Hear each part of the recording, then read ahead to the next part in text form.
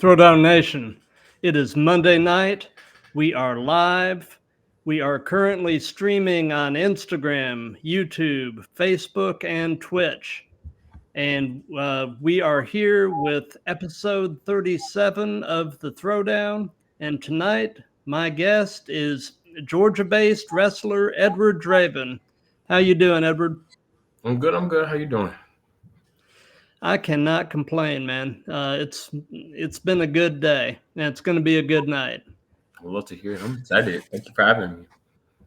Absolutely. So we'll go ahead and get started, and we'll start with the first and most obvious question, and that is, Edward, how long have you been wrestling? I've been wrestling since February of 2022. Okay, so a little over 2 years. Yeah. Who actually trained you? Oh, so originally I was trained by AR Fox at the WWA 4, but now I'm training at Platinum Championship Wrestling. Nice. I've heard good things about the WWA 4. I've definitely heard that AR Fox puts out some quality folks. Mm-hmm. Yeah. Oh, yeah. Like, there's some insane talent out there coming up out of there. Well, we're going to go ahead. I had told you beforehand that we would do the speed round game. So speed round. Okay. Ethan Page. Ooh. Arms. Arms. Okay. Yeah. Ethan Page arms. Yeah.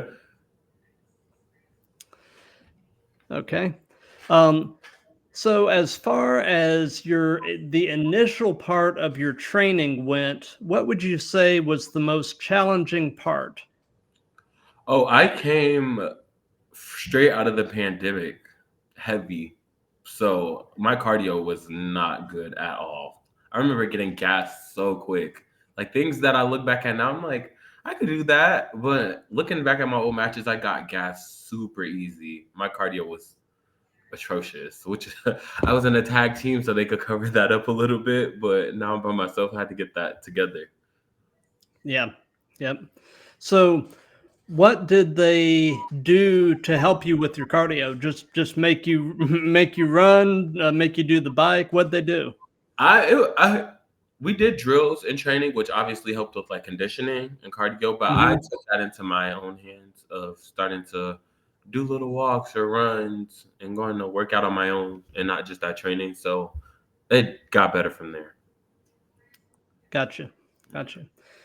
So have you been a fan of this stuff pretty much all of your life? Or what is your earliest wrestling related memory? Yeah, I have been a fan all my life. I used to watch with my cousin William and my dad. We watched all the time growing up. Like even as a child, I don't remember. But I feel like my earliest, I remember being at a SmackDown and the Undertaker had returned and like chokeslammed CM Punk through the table. I was like, what? Like that I knew right then. I was like, I have to be a wrestler. And since then it's stuck with me. I've always said I was gonna be a wrestler and we're here now with this one. Yeah. Gotcha. So Taker putting Punk through the table was the point in life where you knew you wanted to do it. Yeah, I knew I had something like, oh, I have to be on there one day. It seemed like Tori Wilson. I was like, oh my God, like, geez.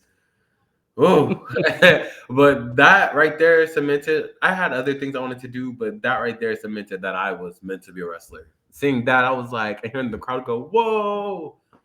I needed that. I was like, I need to do that myself. That was the moment right there. Gotcha. Speed round. Kazuchika Okada.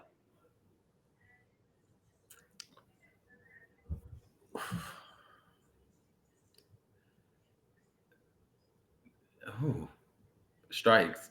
Yeah. Yeah. Strikes. That's yeah, absolutely. Never having been a wrestler, to me, one of the things that looks like it is one of the worst parts about being a wrestler is taking chops.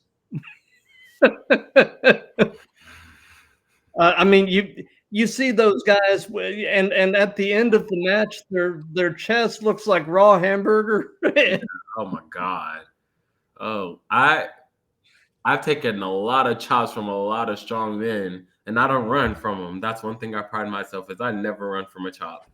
But I've been chopped so hard that the chair that I was sitting in broke.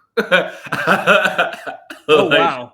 they sat me down in the chair, just started chopping me, and the chair collapsed. Yeah, my chest was definitely multicolored after that.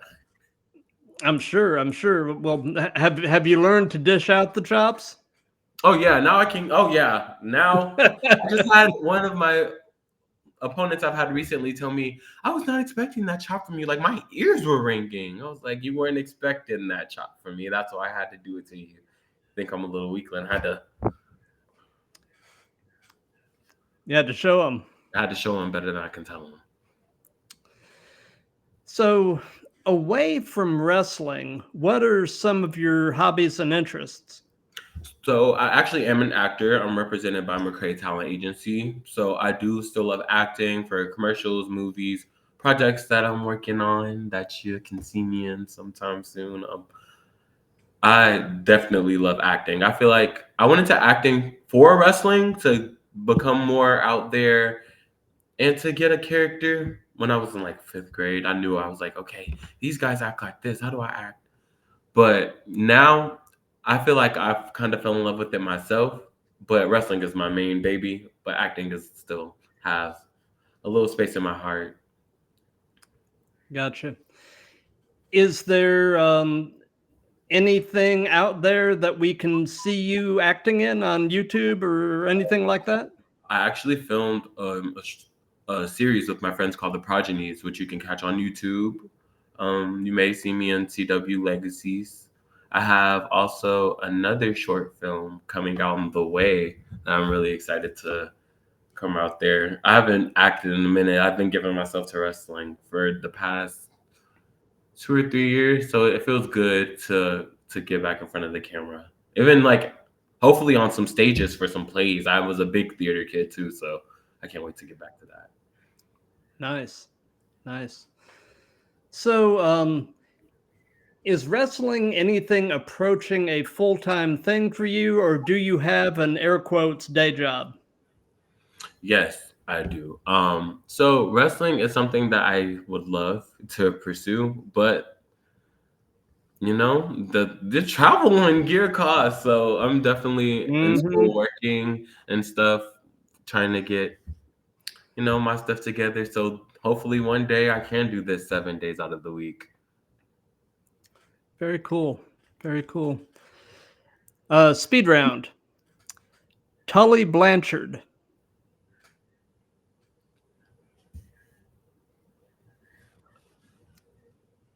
That's an Trail, old school name. yeah, I, Trailblazer. Yeah. Yeah, Trailblazer. Yep. Yep. Yep. I thought you said somebody else. I was like, huh? Okay. No. Yeah.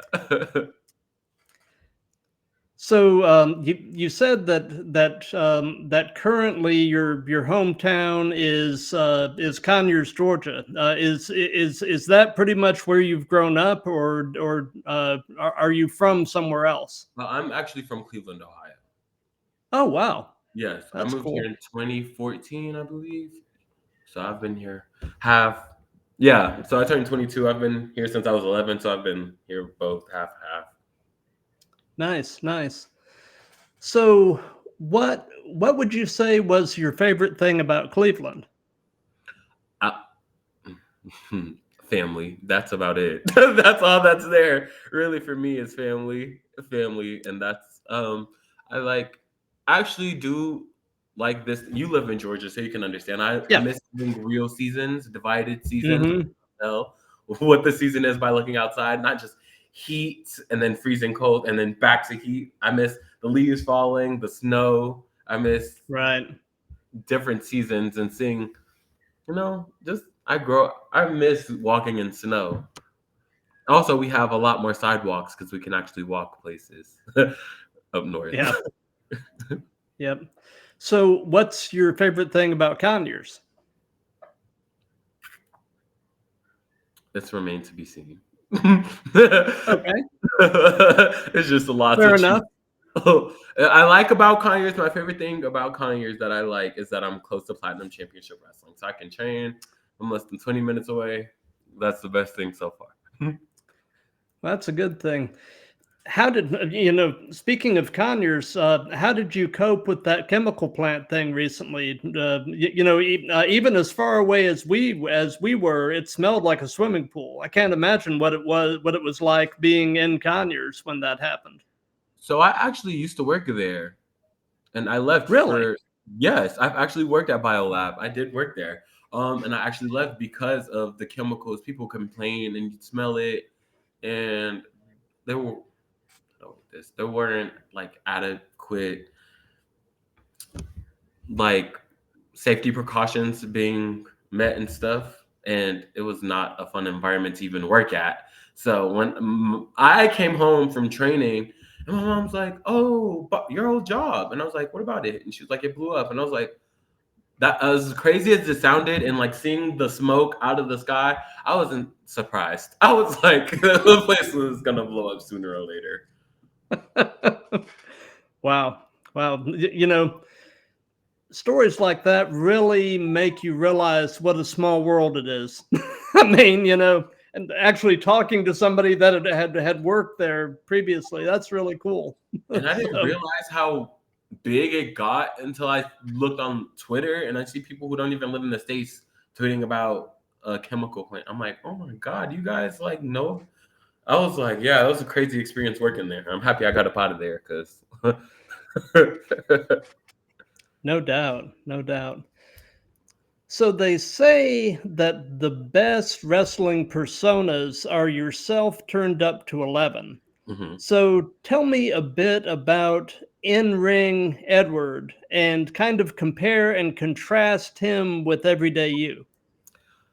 my friends will tell you this. So Edward Draven, the character, is so Hmm. larger than life, flawless, very flamboyant, very out there, very sociable, and or I'm not afraid to say what I want.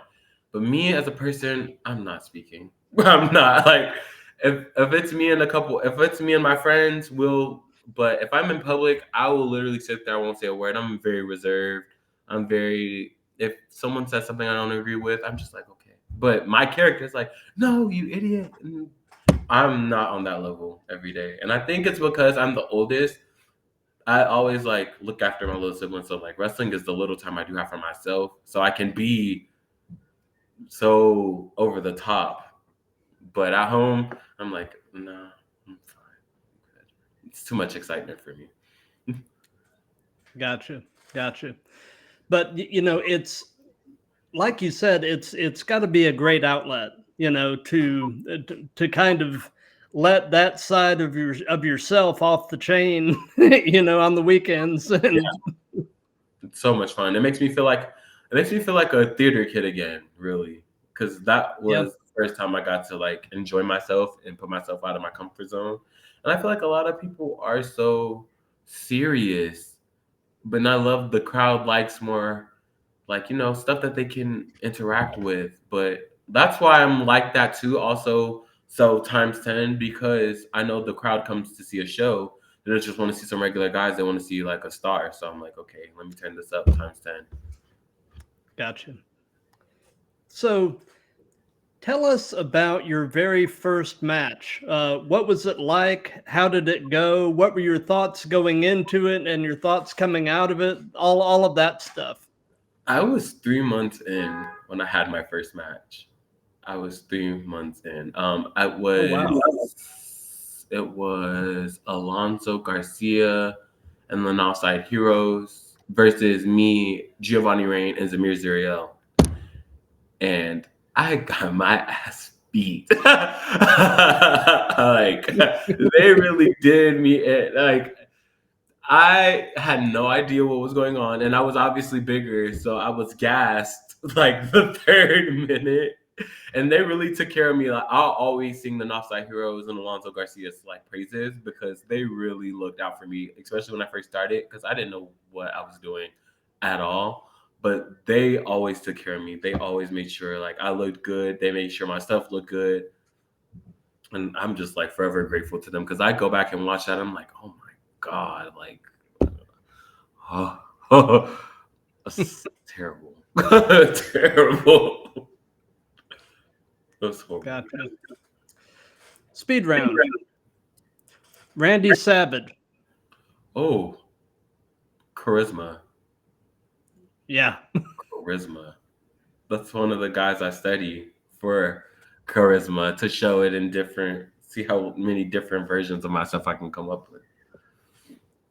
You know, my best friend from college and I, we communicate by texting each other video of Randy Savage promos. I mean, Actually, the guy has a promo for every occasion. my friends, the twins. Well, not my friends. I don't like those skanks. The H-Town Hitters, they're a group of wrestlers, and their dad sends me funny Randy Savage promos. I love it. Gotcha. So we've heard about your first match. Now tell us about your favorite match that you've been a part of. Ooh. Recently, I had a match with one of my good friends, Kaizen Hot Boy. He's on an upcoming episode. Yeah, he is. Yeah, that match was just a lot personally for me that I was very happy about. And I'm so psyched. Like we've been friends for a minute, so for him to have his moment and to bring all his people out, that moment really touched me. Or my match with Najicism, that's also one of my favorite matches recently because I got to show, like being a character individual, they really overlook how you perform in ring sometimes. But I've always wanted to be the best of both, so I really felt like I got to showcase my abilities in that match a little better than I have before. Gotcha. Yeah, I'm actually trying to get Najicism on one of these, so hopefully sometime soon I can manage to get together with him and get him on the schedule. I don't know why you would want to do that to yourself. It's very obnoxious. But hey, if that's what you want, I'm so sorry in advance.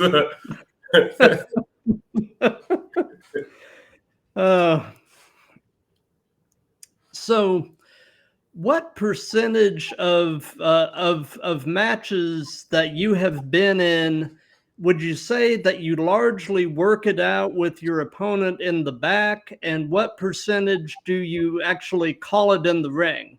And do you have a preference between those two ways of laying out a match? That's a very interesting question. I just feel like maybe it comes with experience. If I'm with somebody who's my vet or somebody who's been doing this for a minute, I feel more comfortable. We can do this in the ring and we can talk it out. But if it's someone newer or someone who I'm not that familiar with or who I really don't feel the chemistry to do that with, I prefer to call the match because I want us both to look good. It's not just about me, it's about you looking good too. We both can't look stupid. You can do that by yourself, but nah. I always want to make sure everybody gets everything that they want to get in the match while looking flawless. Gotcha.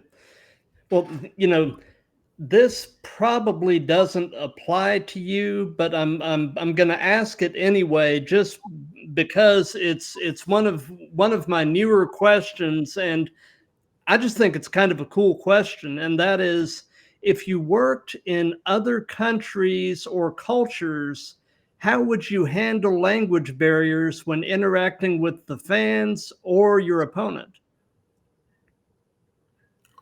Ooh.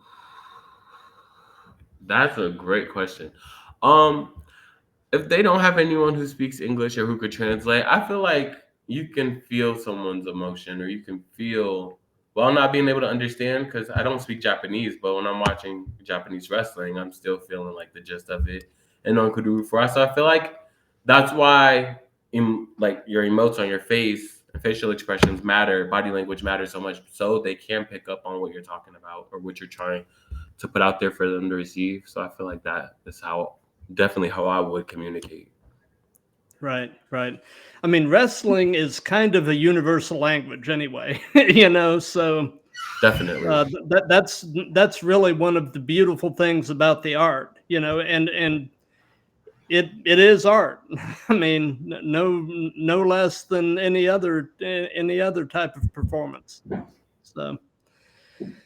So if you could only be one, would you rather be great in the ring or great on the mic? Oh, that's the right question for me. Okay. Because I pride myself on being good or trying to be good at both.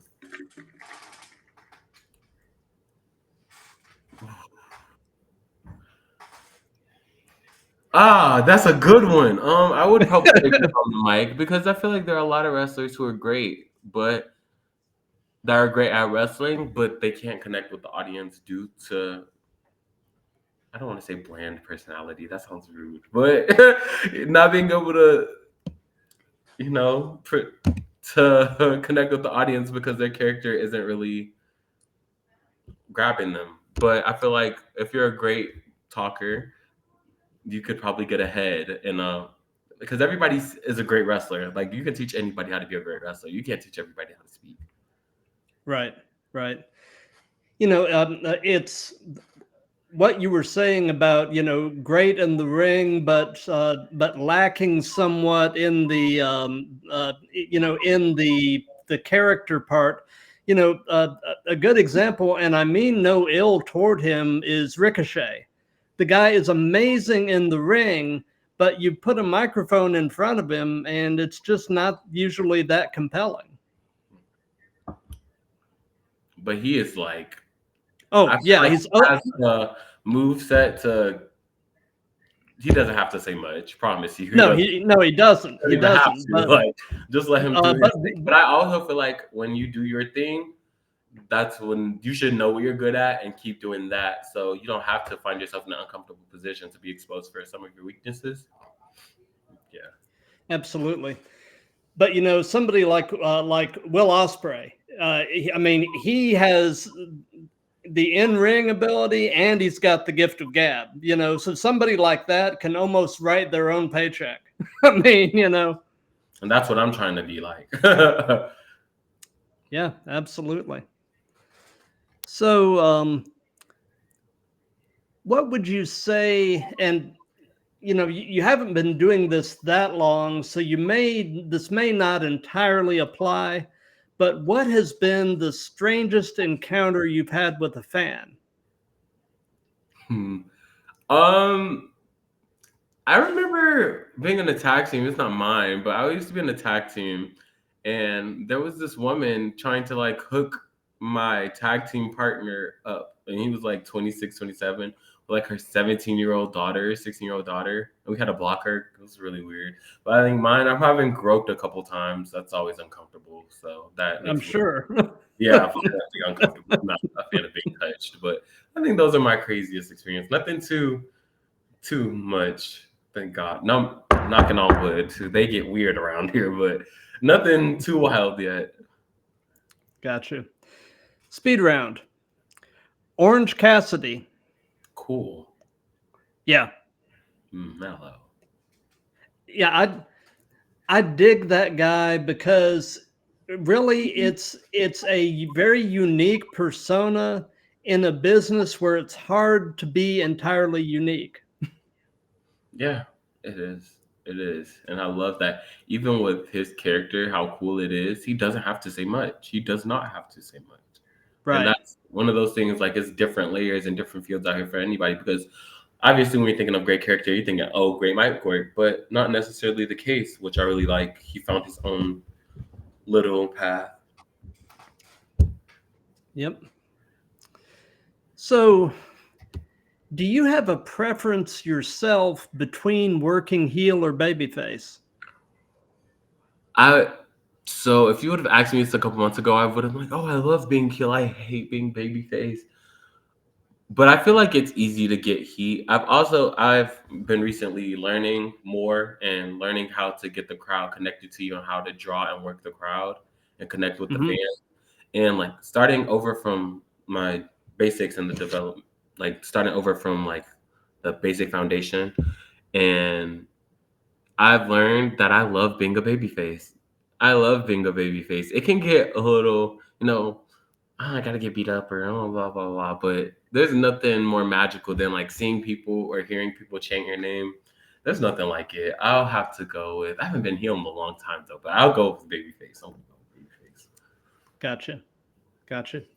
It's it's funny, as a fan, I tend to find myself gravitating more toward the heels. I've just always found the heels to be a more compelling character type because, usually there's a reason why they are the way they are, and getting into the backstory and everything as to why they're doing what they're doing. I just find really interesting. And I mean, sometimes you get that with the faces too, but it's you usually get more of a why with the heels. But Because I feel like a lot of baby faces are just like, oh, I love this business. It's been my dream since I was 5 years old, and I love these fans, and that's it. So I feel like if yeah, people add a little more to their baby face character, the exactly. it's just Then they'll be a little more compelling, yeah, you know. yes. So so can you share an example of a time when you had to completely improvise during a match? Oh my god, yes. Oh my god. Okay, so I was in a trio, and one of my partner wears a wig, and so my opponent had Velcro shoes, so my partner's wig gets stuck in the shoe and snatches completely off. So I had to tag in, and we just had to work the whole match on the fly improv. And but before that, they threw me the wig, and I put it on, and I did like a little Maurice moment, and that was basically a little improv to make the crowd be like, "Oh, it's a part of the show." But I was pissing in my boots because I was like, "Oh my god, this is." I'm sure. That was great. Oh, that's great. But, the show must go on. It must. I can't freeze. We have to do something. So, in terms of your in-ring work and your promos, who or what would you say are some of your influences? And it can be other wrestlers, it can be pop culture, any of that. What has made Edward Draven Edward Draven? Okay, so for like character work, I've always been proud of not using too many wrestling inspirations because I feel like it becomes generic. I feel like it becomes I've seen this before and I don't want to be anything anybody's seen before. So I always take character inspiration from I I always say bitchy girls that I used to go to acting with. I used to be in acting with. Regina George, that Anna Faris from Scary Movie. Anything that I can get my hands on that's like so over the top or Paris Hilton or something like that. I always use for my character. But also for my wrestling, I do use diva moves like a slap or a cartwheel back elbow. But I've also learned, I've been working on mixing it with lucha wrestling Hmm. and stuff that I've seen in New Japan and trying to come up with like a new style or type that's just for my character that and on anybody else you would see them like, huh? But when you see it for me, you're like, oh, okay, I get it. Gotcha. Yeah, I've been lately. I've been going down the rabbit hole of watching Lucha Underground, and I'm still in the first season. I'm just about done with season one. But interestingly enough, my previous guest. I don't know if you've watched much Lucha Underground, but my previous guest was Marty the Moth, who was on Lucha Underground, and that was actually a really great conversation. And just the way that show presented wrestling was just so cool and so different. So Yes, I did catch a little bit of it. I love Carly Perez, her as a valet, and it was amazing. Her heel work, because she didn't really get to show a lot when she was in NXT and WWE, but her in Lucha Underground, I really enjoyed her work. And that's another, I like to look at people's characters for a bit. I tend to feel like sometimes the wrestlers who get looked over for not being the best wrestlers, they have a really great character and stuff that they've said or stuff that they've done. I'm like, I like that. yep. So, do you have an all-time favorite match as a fan? A match that you can watch it a million times and it never gets old, and there's always some little nugget that you can glean from it each time you watch. Yes. I love Jeff Hardy's last match in WWE against CM Punk. I watched that all the time. Sasha versus Bailey at NXT Brooklyn Takeover. I watched that all the time. I watched Sasha and Bianca at Mania. Those are some matches that like give me goosebumps, or like maybe a Royal Rumble that's very legend heavy because you get the chills of whoa. Those are ones that I can watch all the time. Gotcha. Gotcha. I'm going to pass one along to you. It's an older match, but it is a master class in storytelling and ring psychology. And I think you can probably find it on YouTube if you look around for it. From 1989, from a Clash of the Champions episode, Terry Funk and Ric Flair in an I Quit match. It is amazing. So seek that match out and watch it, and you'll thank me. We'll do. We'll do. So speed round. Ace Austin. I'm not familiar. I don't think I'm familiar. Okay. Yeah, he is. He's in TNA currently, and he's in a tag team with Chris Bay. I don't know if you're familiar with him. Yes, I am. Yeah, yeah. They're in a. They're both Bullet Club members, and they're in TNA right now, and they've got a tag team called the Ace and Bay Connection, or the ABC. Okay, I've seen. Yeah. Yeah.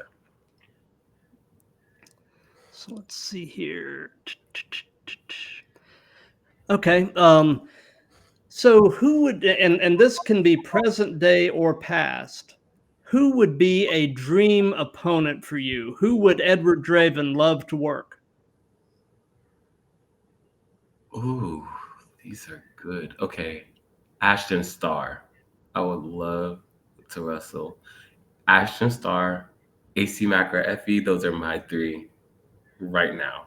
I I love all of them, and I feel like that would be magical. But Ashton Starr is the one that I'm really wanting. Very cool. Very cool.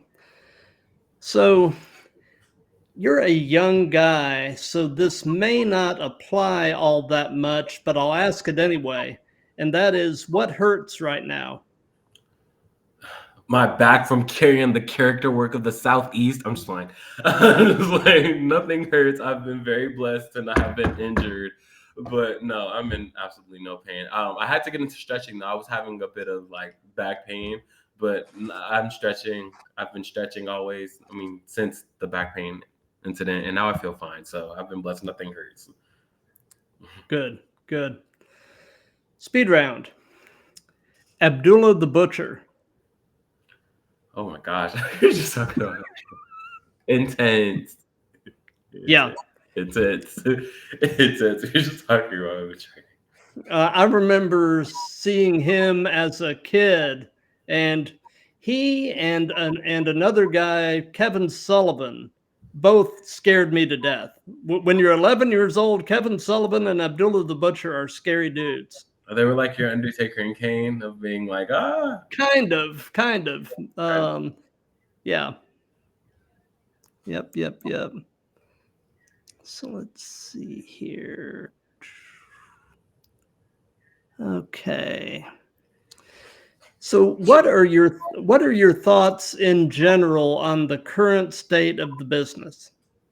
I'm loving it. I'm loving. There's so much opportunity out here for everybody. I feel like everyone has somewhere to go. Their communities are helping out, no matter who you are. I feel like wrestling is so broad now, and it's not only just I watch WWE anymore. It's not even just I watch WWE and AEW. There's so much good indies out here everywhere. So there's Oh always new yeah. talent to be discovered, and I love that because I fall in love with new wrestlers every day. I'm like, oh, I like them, or meeting new people in the scene. That's what I love the most. I'm loving it right now. I feel like it's hot. Gotcha. It is, and not that I've ever really cared that much about this, but it's actually cool to be a wrestling fan again. I mean, Oh, um, yeah, people hit me up all the time. Friends from acting, I'm like, you're doing wrestling? That's so cool. I want to go. But a couple years ago, like wrestling. What are you like 10? I'm like, yeah, it's cool now again. it is. It is, which is nice, but I mean, but I never really cared, Yeah, I don't you know know. like it anyway. They always thought I was gonna grow out of wanting to be a wrestler, and it's never happened. But it's funny, my wife is anything but a wrestling fan. And for years she never got why I love this stuff as much as I do. But since I started doing these live streams and she's been watching these, she now understands why I love it, which is really cool. I mean, she's still probably never really going to be a fan, but she at least gets why I enjoy it the way I do, and so I consider that a victory. And honey, I love you. Well, you gotta show her some Kelly matches so she can become a fan. Yeah, yeah, I could do that. So, what is your take on the role that social media plays as a promotional tool in wrestling? I feel like it's very beneficial. I really do because I feel like some people you can obviously pull up in person to shows, help out, and I love that. I always will continue to do that. But I feel like social media has such a big outreach. You never know who you're going to connect. And I've been blessed to find my niche of people who really like my work. And I've been booked through new promotions from just using online stuff like Twitter, Facebook. And I wouldn't have gotten those opportunities in person because obviously there's somewhere else. But I feel like you never know who's watching. And I always take that to my advantage. Exactly. And social media was how I found you. So, Yes, so I mean, like this. You get on your social media and post. speed round. hmm Charlotte Flair. Woo! Okay, that's not mine. Iconic.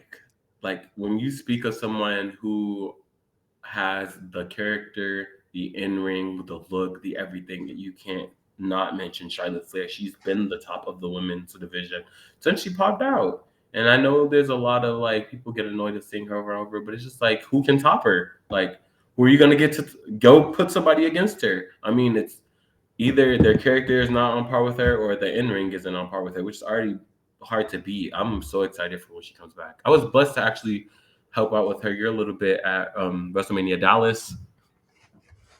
So yeah, I'm a big fan. Love her. Very cool. Yeah.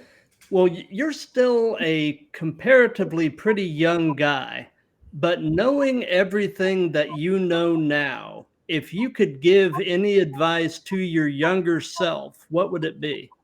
Don't be in no damn group. I'm just like, I'm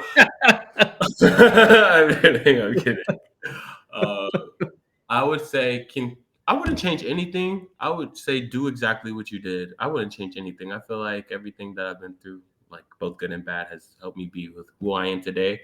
I would say stick up for yourself a little more. Don't let people play with you. Like, don't be afraid to burn that bridge if you need to. I'm not saying go and burn bridges now. I'm just saying know when to walk away and when to not tolerate disrespect. So that's one thing I Yep. would tell myself. Yeah, I guess It's like Kenny Rogers said, know when to hold them, know when to fold them, know when to walk away, and know when to run. Yeah, because I used to let some stuff slide, and I think I should have. There are times I should have definitely spoken up for myself, but we're here now. Yep. Yep. So, do you have any advice for any young folks looking to break into the business? Yes. Please, please, please, please, please, please have a character. Please, I cannot stress this enough. Like I've been to shows where I've I came in getting squashed in 2 minutes or a minute, and just my character alone got me over, and now I get to main event. I get to meet new people and travel and get new opportunities. And because you become marketable, please do something different. I don't care what it is. Just do something that's going to help you stand out and be different. Because there's money in difference. Really, please be different. Absolutely. So, do you have a favorite move, something that you just really love to do? And on the flip side of that, is there a move that you won't do or you would rather not do? And that can be taking or receiving. I mean, giving or receiving. Yeah. um. So I love to do. I've fell in love with doing lucha. I've been training in lucha for a couple months now, so I feel like I've been more comfortable on the ropes and hitting crazy moves that I absolutely thought I would never. I'm horrified of heights, by the way, so I've been having to push myself. But learning how to do any type of lucha moves where I can use athleticism, I always love doing something like that. But a move that I wouldn't like to do, a Canadian, I feel like it's so. I feel self-explanatory. I'm like, oh, you want to do a Canadian? Cool. Like, there's nothing wrong. I'm not scared to take it or give it. I'm just like, why? Like, what is that with the story of our match? Like, will that help us stand out? Or if we're like, oh, hell yeah, a Canadian. And who else is going to do a Canadian that night? So that's one of those things I'm like, do we really need the Canadian? The only Canadian we need is Trish Stratus. Thank you, Trish.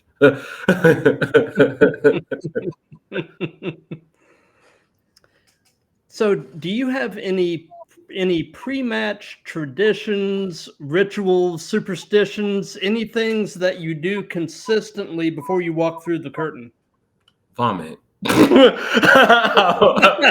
always horrified. Like before a match, I am always nervous. I have such stage fright, and I know people say they wouldn't know that from my when I go out there, but behind the scenes, I am a nervous wreck. And my hands are sweating. I'm vomiting. I'm like, I don't know what I'm gonna do. But when the music hits, I'm like, okay, everything's fine. But that's what I got to do, vomit before every match because I'm always nervous. Always nervous. Gotcha. Speed round. Sabu. Ooh, Kendo. Yeah. I remember watching him at like 5 years old take that back and like wham Kelly in the forehead with it. And I was watching her talk about it in an interview. He was like, "Oh no, it's just gonna be a little boop." But in the actual match, she like leaned that thing back and let her have it. That's I don't know why every time I think of him now, I just see him taking it to little Kelly. Gotcha. So, something that we've done in all of these, and it's just been kind of fun, is we've let the current guest pose a question for the next guest. So, a previous guest, a guy named Ashton Adonis, posed this question, and that is, what would your dream venue to wrestle in be? And what is your favorite venue that you've wrestled in so far? Oh my gosh. Madison Square Garden, baby. Like that is the dream. That is the dream. Or maybe like the old ECW arena. I don't know, but so far I just one that stands out amazingly. I got to perform for OWA last year for a Fight for Pride, in Ohio. And their venue, the way they just decorated it and had different layers of like seats go all around in circles. It was just beautiful. It felt so like non-real, especially going to like different territories and seeing their venues. I'm like, oh yeah, I love it. Gotcha. Um, And so, since this is part of a series, do you have a question that you would like to pose to the next guest? Yes, Okay. do. I would say,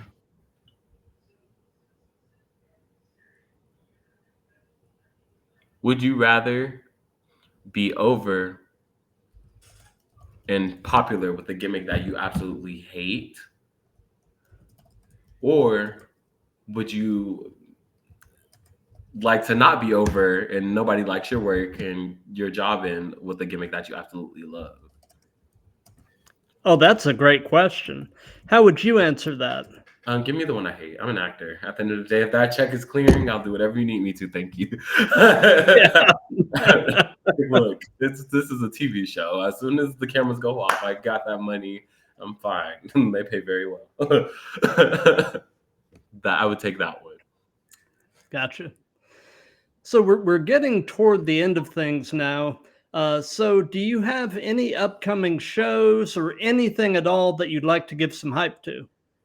Yes, I do. I'm actually booked this Sunday, October 20th. I Turn the Page, baby. I'm going to take that King of the Party Championship away from J Alpha Miller. So you should definitely be there to see your boy win his first title. We're claiming it. We're gonna do it. We're gonna receive it. That I'm so excited about that. I've been ready for that one for months. Absolutely. So do you have any words for your opponent?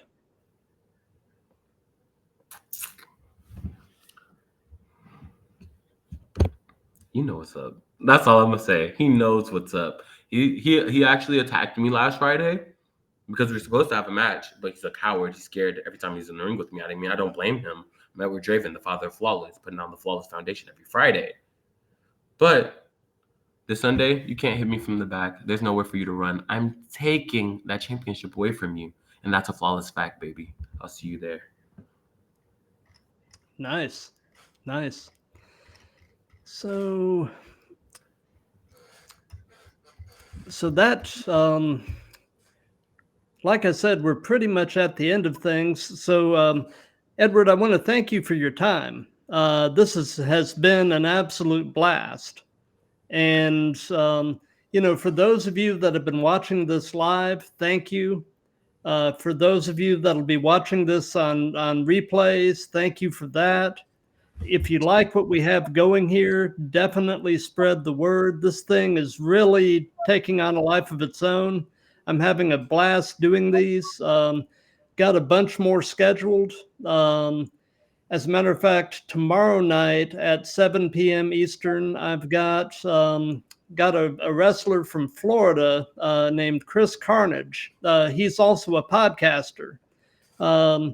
So we're going to be talking tomorrow night at 7, and then Wednesday night at 7:30, I've got a guy who is a veteran of both TNA and the NWA, the outlandish Zicky Dice. And then on Thursday, I've got a wrestler by the name of Money Making Che Guzman. So I've got a full docket this week. I'm live Monday through Thursday, and so it's going to be fun. And I've got several more that I'll be announcing in the coming days. So keep an eye on my socials. And like I said, I'll be back tomorrow night at 7. So I'll see you then.